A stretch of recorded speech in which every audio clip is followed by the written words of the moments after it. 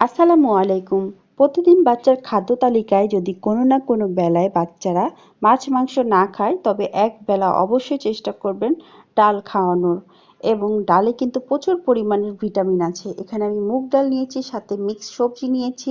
মুগ ডালে প্রচুর পরিমাণের প্রোটিন, ফাইবার এবং পটাশিয়াম, আয়রন এবং অন্যান্য অনেক ভিটামিন আছে, যা আপনাদেরকে বলে বোঝানো যাবে না।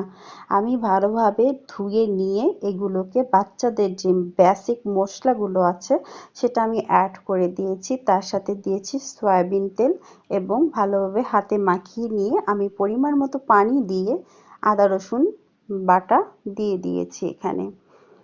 এবং এটা ভালোভাবে কুক করে আমি ডাল ঘুটনি দিয়ে ঘুটে নিয়েছি। দেখুন, একদম খিচুড়ির মতো হয়েছে। ভিডিওটি ভালো লাগলে অবশ্যই লাইক, কমেন্ট, শেয়ার করবেন। আমার বাচ্চা ডিমের সাদা অংশটা খেয়েছে, আমি কুসুম দিয়ে খাইয়ে দিব। আজ এই পর্যন্ত।